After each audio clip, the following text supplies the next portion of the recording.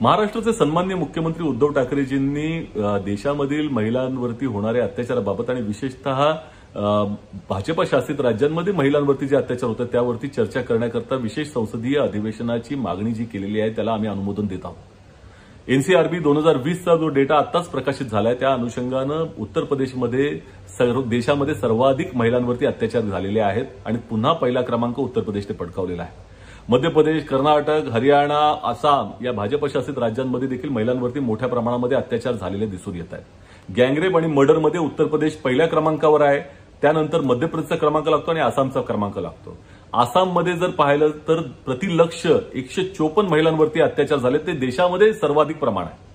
आणि असं असतानाही भाजप शासित राज्यांमध्ये महिलांवरती अत्याचार मोठ्या प्रमाणामध्ये होत असतानाही महाराष्ट्र विकास आघाडी सरकारला टार्गेट करण्याचं काम हे भाजपाचे राज्यातील नेते करतायत, हे दुर्दैवाचं आहे। परंतु त्यांना सांगू इच्छितो की फडणवीस सरकारचा कार्यकाल त्यामधली कामगिरी पाहिली तर तो कार्यकाल हा महाराष्ट्रातील महिलांसाठी कर्दनकाळ ठरला होता, यात कुठल्याही तऱ्हेचं दुमत नाही।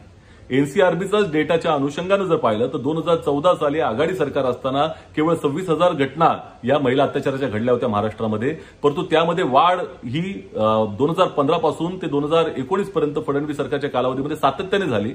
पहिल्यांदा 31,000 झाली आणि त्यानंतर ती वाढ होत 37,000 पर्यंत या घटना पोहोचल्या होत्या आणि आता पुन्हा त्यामध्ये महाराष्ट्र विकास आघाडी सरकारच्या कालावधीमध्ये घट झालेली दिसते।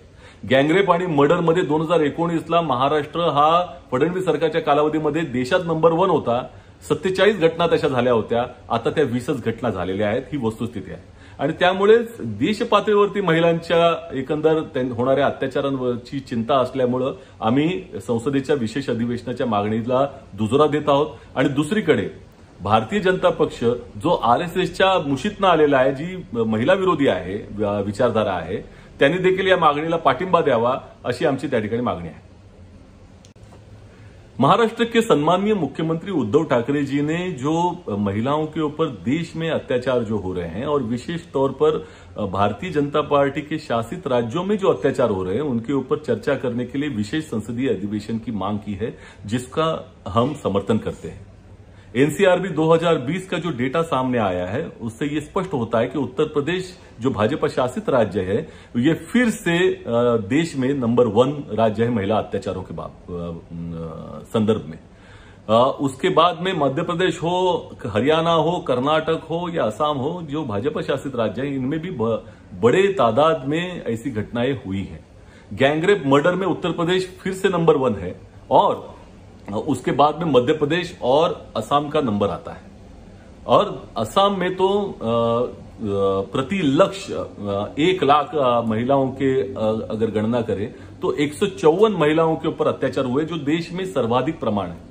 और ऐसा होने के बावजूद महाराष्ट्र के भारतीय जनता पार्टी के नेता महाराष्ट्र विकास आघाड़ी सरकार को बदनाम करने की कोशिश कर रहे हैं, जो कि अफसोसजनक है। हम उनको बताना चाहते हैं कि फडणवीस सरकार के 5 साल में महिलाओं के लिए किस तरह का बर्ताव किया गया, क्योंकि महिलाओं के अत्याचार के बारे में ये फडणवीस सरकार का कार्यकाल ये बहुत ही अफसोसजनक रहा है।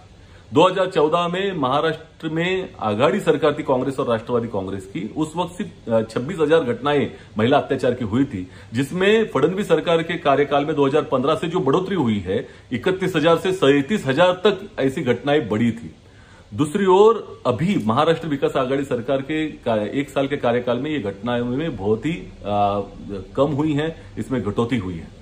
दूसरी ओर महाराष्ट्र ये 2019 में महिलाओं के ऊपर गैंगरेप और मर्डर केस में देश में नंबर 1 था, जो फडणवीस सरकार का कार्यकाल था। 47 केसेस ऐसे हुए थे, अब वो केसेस 20 हुए हैं।